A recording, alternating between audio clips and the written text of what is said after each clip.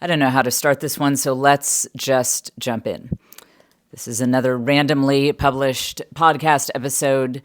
You'll notice Caitlin's not here, no intro music, because I'm spending most of my time at MD Anderson Cancer Center in Houston right now, and I'm not home that often. And so I just have to jump in and do these quick updates because I do want to keep you guys posted. I love you guys. I really, really appreciate every single one of you who's ever hung out with me on this podcast. And it is a priority for me to keep you guys in the loop. So we got some results, not the full scope of results for this brain tumor that my 19-year-old daughter, Leanne, has. If you are new, if you didn't hear my previous episode, a couple of weeks ago, Leanne had been having dizziness and headache symptoms.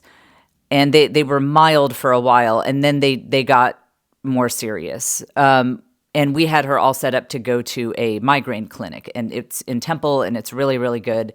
And evidently this doctor can work wonders with migraines, so that was the plan. And just one quick thing, we just needed to get a CT scan out of the way, rule out anything. Obviously, it wouldn't be that. I literally said to a friend of mine on the phone, words I wish I could take back because I feel like I jinxed us. I said, obviously, we know 99.99% chance this CT scan will be nothing, but we just have to bang it out, to rule out anything crazy, as if a 19-year-old thriving sophomore in college, would have anything show up on a brain CT scan. Come on. The doctor called us, the radiologist called us just like an hour and a half afterwards. He actually, even though Lane's an adult, he found my husband's number and called him because he couldn't get in touch with Lane and said she needs to go to an ER right now. They saw a mass, and then the mass was blocking drainage, so there was a lot of fluid buildup. So much so that when we got to the ER, the neurosurgeon who was on call, he came in from home, and he said he booked it from his house when he got there, and he expected to find her in a coma based on how much pressure was in her head. So because she goes to school at Texas A&M, and because she was Texas A&M is about equidistant from Austin and Houston, and we know that the big medical centers are really more in Houston than in Austin. So we just drove to MD Anderson, and because a doctor friend gave us that advice. He said, it's probably benign. It's probably nothing. Of course, again, healthy 19-year-old, no family history of anything remotely like this. But just in case, get the best care so that they can, just kind of rule out anything serious. So we drove to MD Anderson and have been there ever since. Monday, October 6th, she had a 10-hour brain surgery with some of the best neurosurgeons in the world. And so we've been waiting to figure out what type of tumor it was. We did know it wasn't benign pretty early based on the location and the behavior. So we were very quickly disabused of the notion that this might be nothing. There are some very detailed reports that will eventually come back and tell us all about this this tumor. We don't have those yet. We probably won't have them till closer to November. But we know what we need to know. So I have had a few days to process this now, but a few days ago, we did find, actually about a week after the surgery, we did get the confirmation that it is cancer. We kind of knew that, but now we know what type, and they use words like aggressive or whatever. And I'm not saying they necessarily said that about this one. They're trying to watch their language with us, But I'm just trying to recategorize all the words we're saying here, because some these words, aggressive is an aggressive word. So I was telling the kids, I was like, let's use the word enthusiastic. This tumor does show signs of being somewhat enthusiastic. And then the next question was, did it go anywhere else? And again, there are scary words with that. So I'm choosing to use the words, is this tumor curious about other parts of the body? It is. It is. It has gotten into some other places. Not, that really, that's not the news that you want to hear.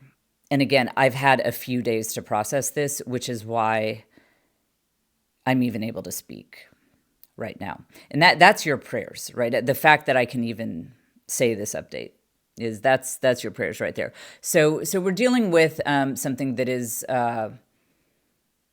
we don't know how enthusiastic it is, but it's definitely somewhat enthusiastic type of cancer. And it's pretty curious about what it would be like to be in some different parts of the body, like getting bored in the brain. Let's see what else is out there.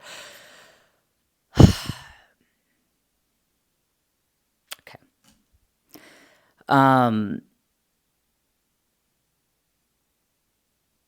So it's not what we wanted to hear.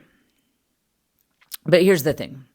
This thing is, it's enthusiastic and it's curious, but so are we. And if you want to use the word aggressive, again, I want to emphasize that the doctors have not necessarily used that word, but, we're preparing ourselves for the use of that word because there have been a lot of stressful conversations with doctors. So if it wants to be aggressive, we're aggressive. We're enthusiastic. The Fulwilers are curious. So it's on, It's I was telling some of the older kids, Gen Z has a phrase, pardon my language, but I've been using, expanding my vocabulary as I speak of this sometimes. Gen Z has a phrase where they say, F it, we ball, meaning there's actually a pretty funny Urban Dictionary description of this. Hang on, let me look this up. Okay, the phrase F it, we ball, according to Urban Dictionary, is a catchphrase that means to push forward and carry on with confidence despite facing setbacks, difficult circumstances, or a poor state of mind. Can't really think of a better description of how we're approaching this. F it, we ball. Again, we're at MD Anderson. We have the best care team we possibly could. And I mentioned on the previous podcast that Joe and my mom and I are it. Joe and I do not have brothers and sisters. We don't have a lot of extended family. My mom has it because my dad was an only child also. He also did not have siblings. So I don't have any cousins or aunts or uncles on that side of the family. There's no one on that side of the family. And my mom has some brothers and sisters, but they've always lived a couple thousand miles away from us. They live on the East Coast and they're lovely, but it's not, they're not like an on the ground village. So it's just me and Joe and my mom. We're as exhausted as we could possibly be, but I will say we are a good team. We complement each other's skills very well.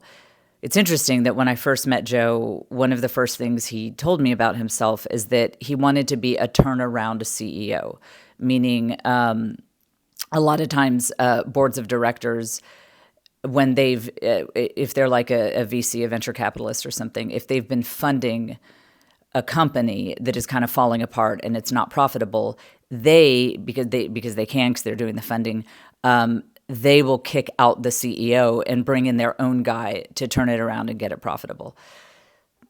Who knew that this podcast episode was going to turn into a discourse about VC funding? Tangent alert. We'll have the sound effects back soon. But that's what Joe wanted to do. He wanted to be a turnaround CEO. And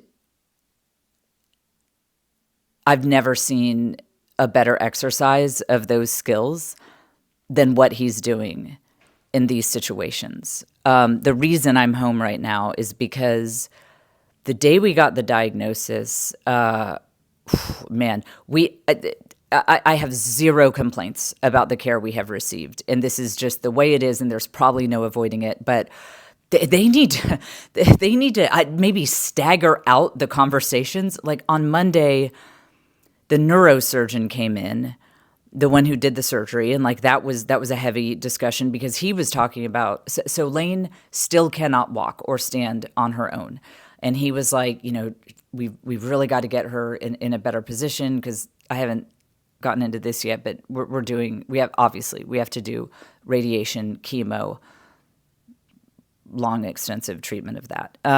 So he was like, she's got to be stronger and blah, blah, blah. And then radiation oncology comes in. And they told us a bunch of scary stuff about potential long-term effects of radiation that no young woman, especially with beautiful red hair, wants to hear. I won't go into all that, for Lane's privacy, but you kind of know. You can Google it. So that's like, what?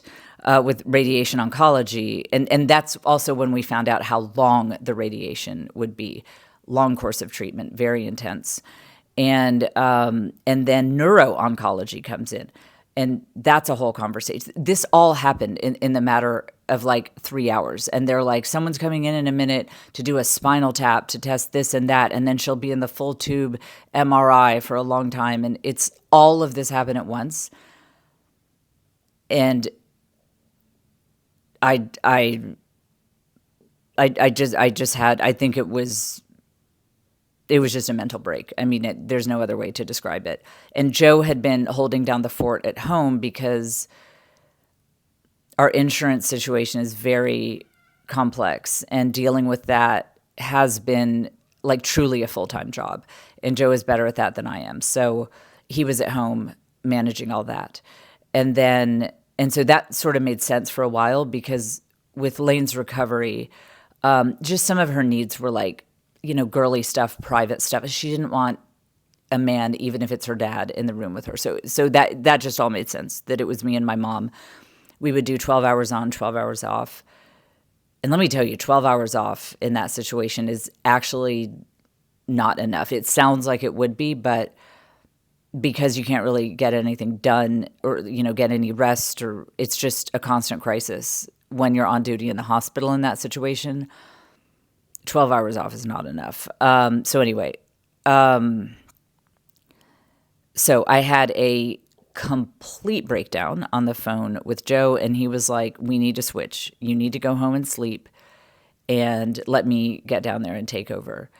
And he's just been doing an incredible job talking to these doctors, wrapping his mind around, this plan versus this plan. When will we start this and that? And it's honestly been amazing. And again, I keep going back to like, who knows, maybe that's why God inspired him to want to be a turnaround CEO, because early in his career, he very much trained to go into situations that are a mess and are dire and swoop in and bring clarity to them and achieve success. And it's incredible to watch him do that in this situation.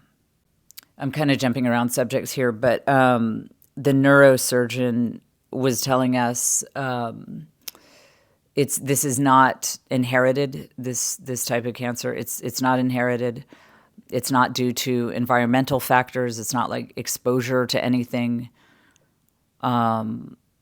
It's just his words. And I'm going to say a bad word here because, guys, we're past that point of me worrying about things like that. So if you're listening with your kids, I wouldn't listen to this one with your kids, honestly. It's too depressing.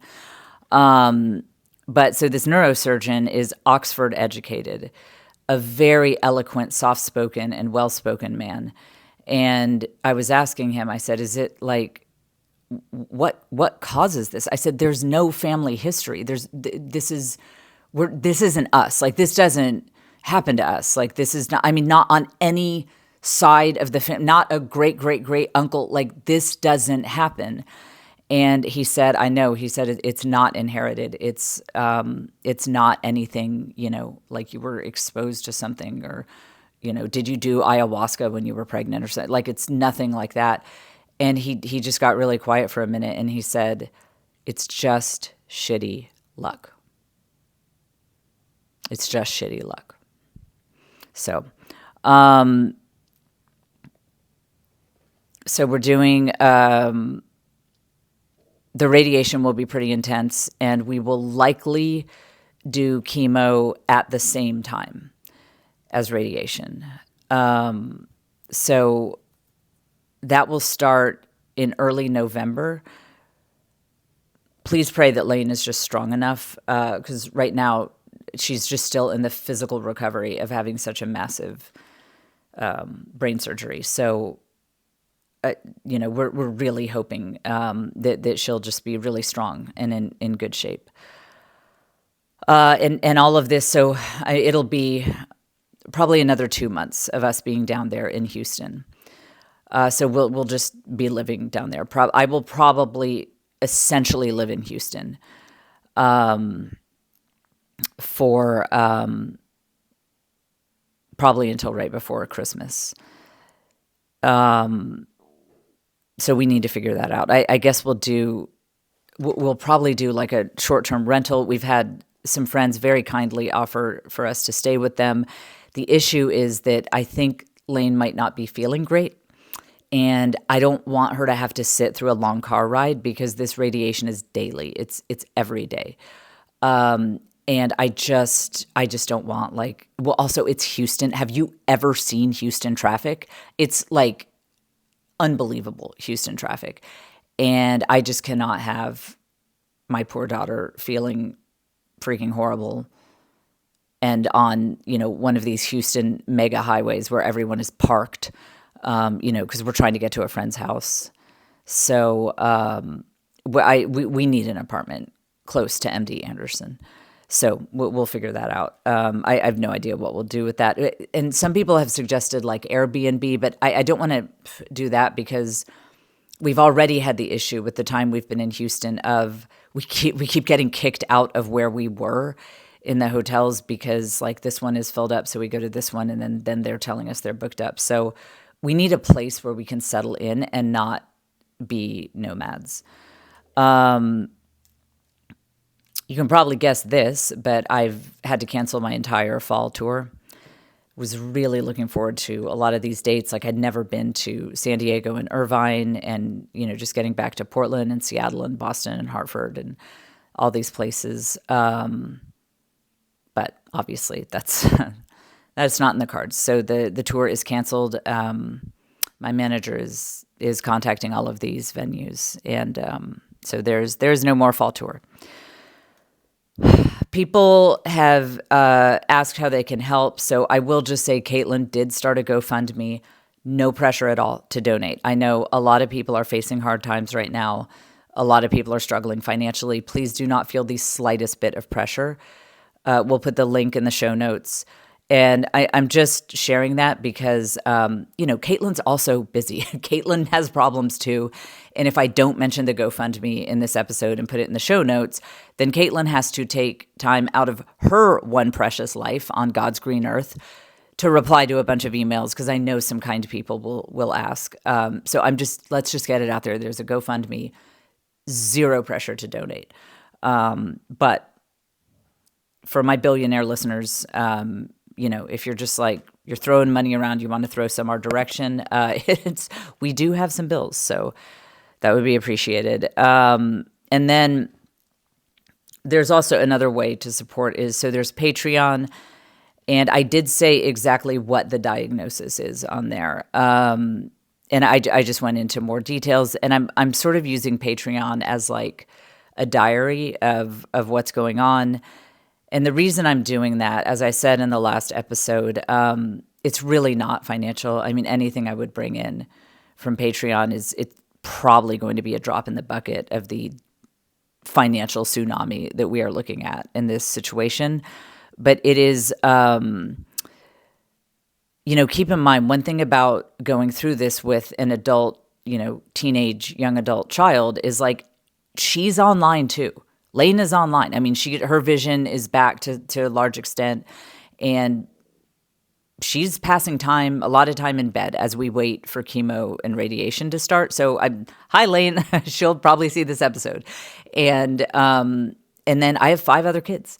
And not only them, but their friends check out my stuff, especially now that this is going on. Everyone's following me and seeing what I post on social media and probably watching this podcast episode.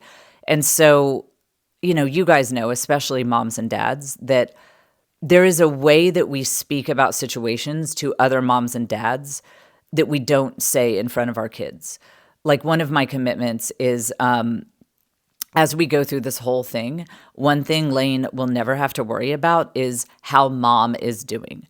I don't want Leanne to spend even one minuscule molecule of energy even once thinking, I hope mom's okay.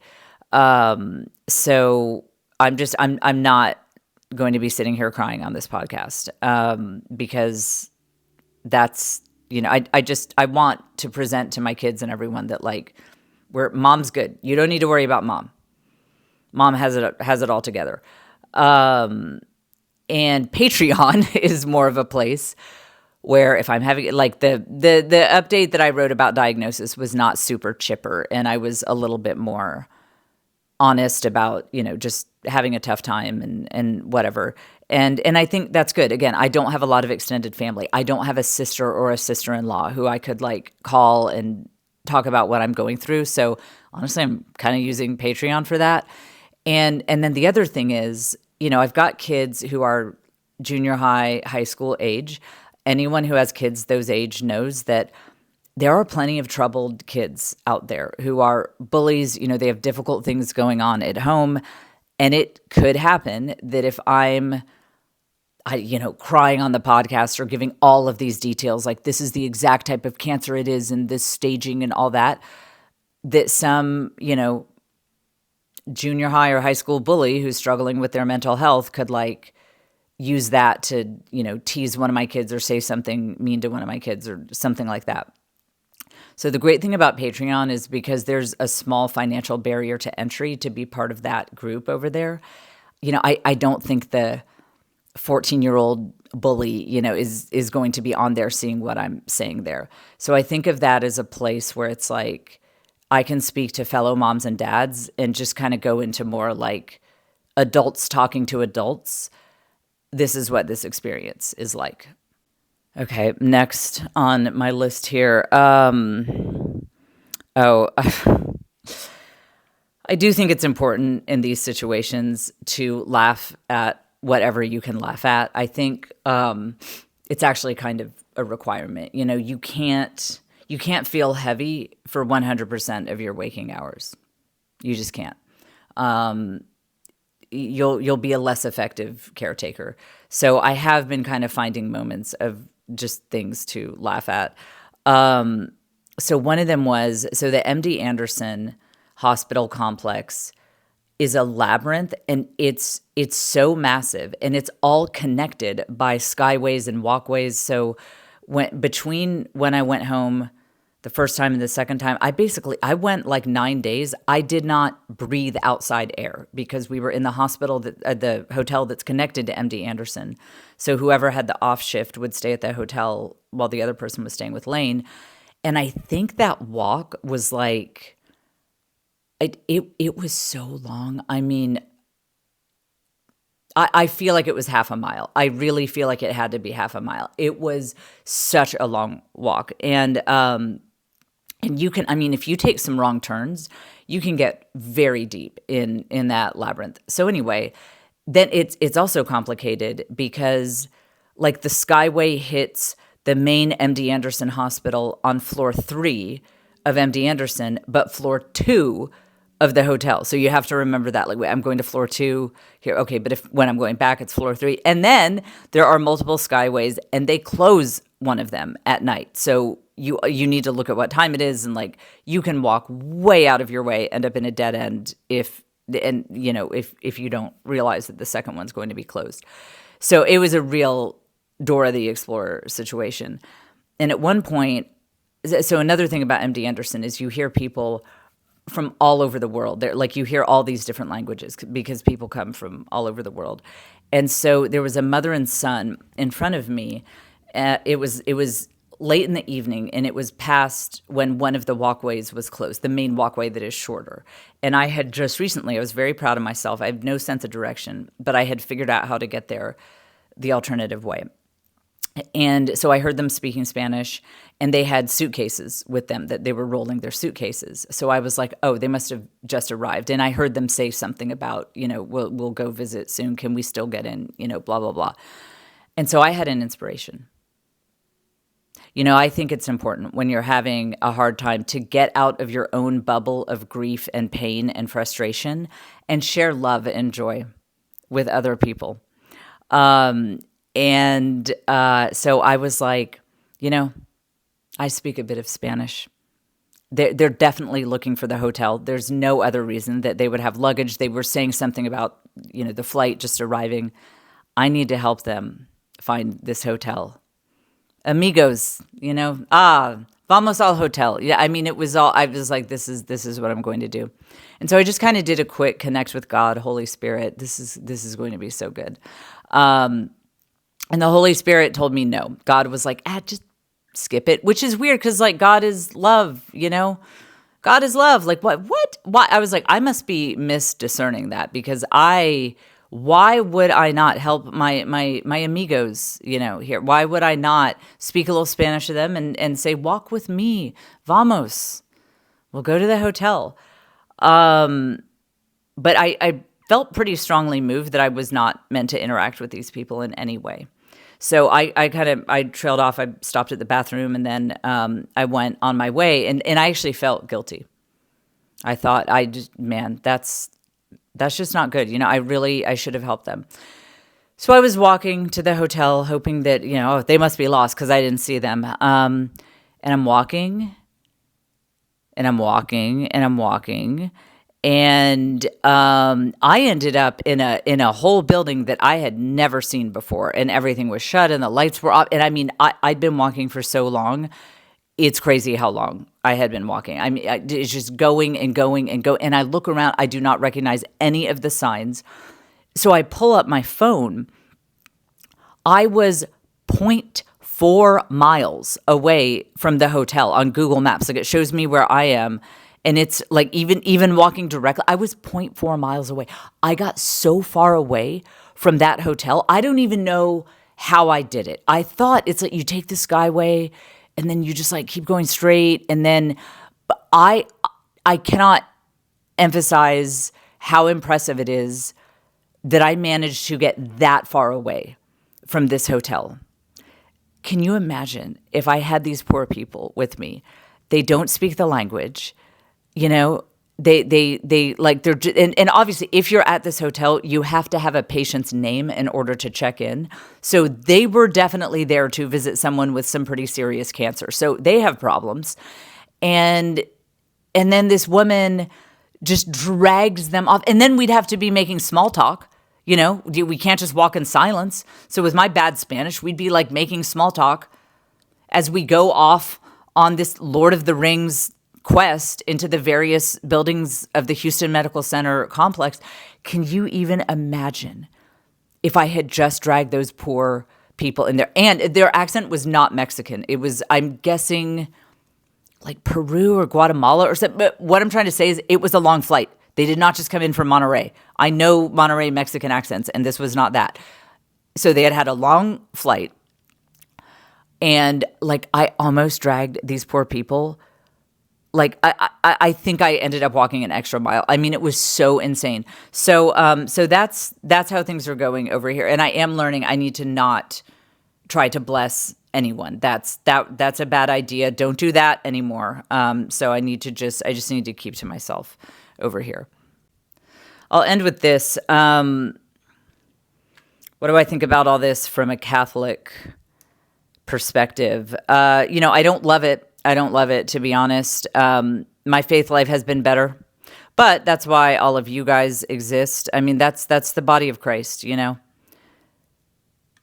It's okay to ask other people to pray when you can't.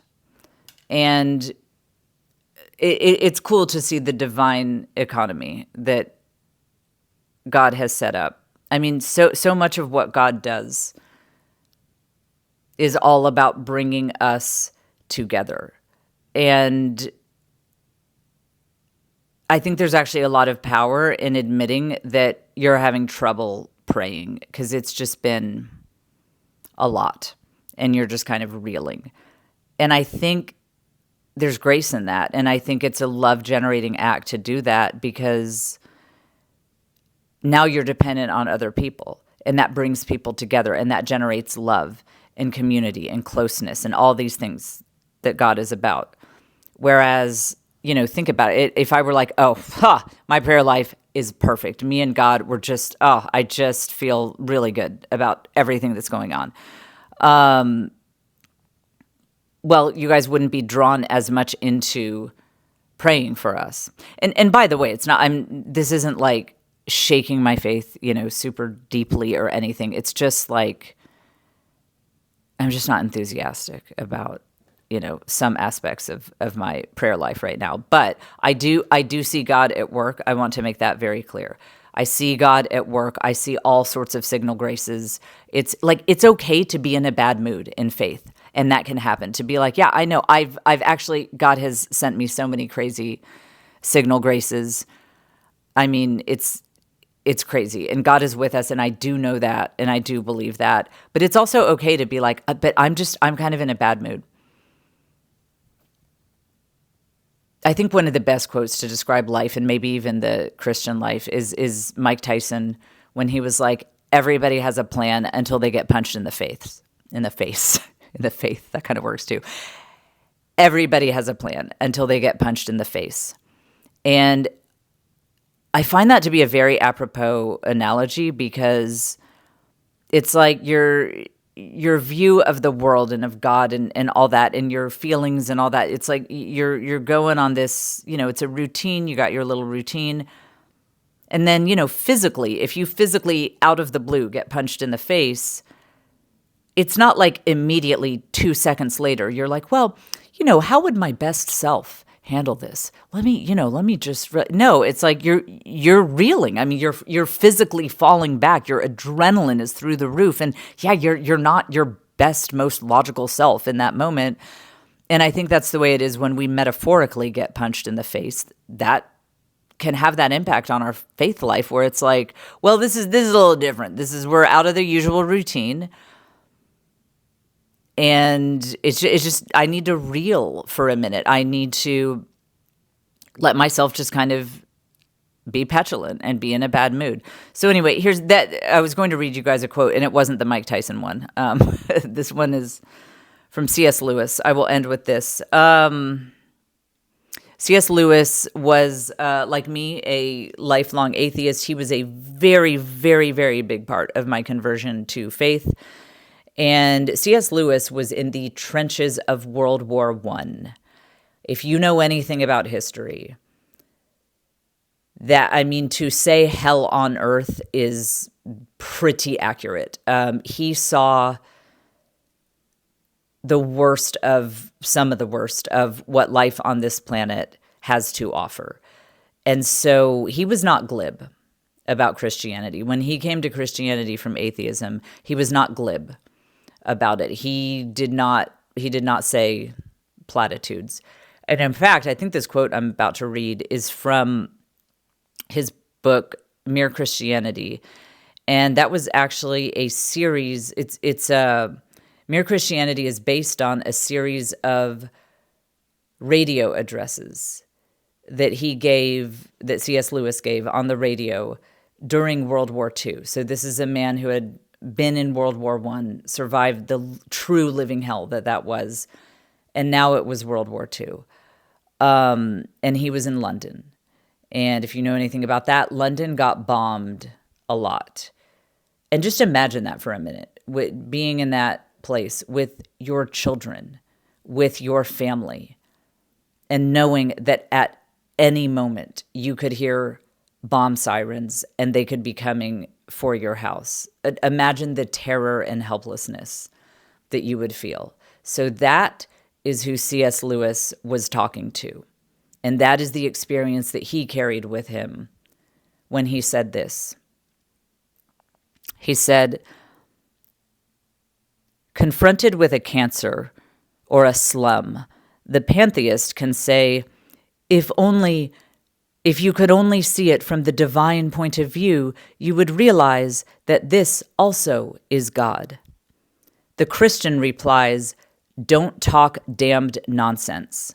For Christianity is a fighting religion.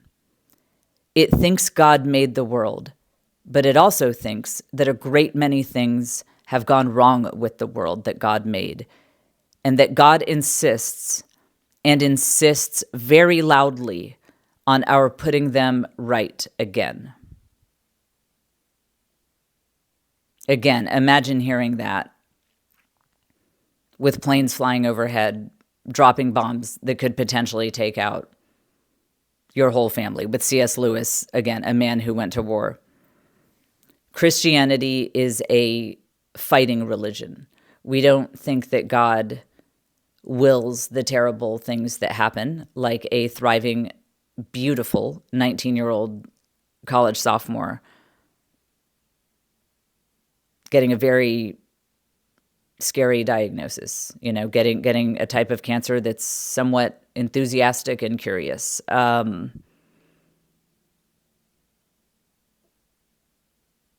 We don't believe that that is actively God's will.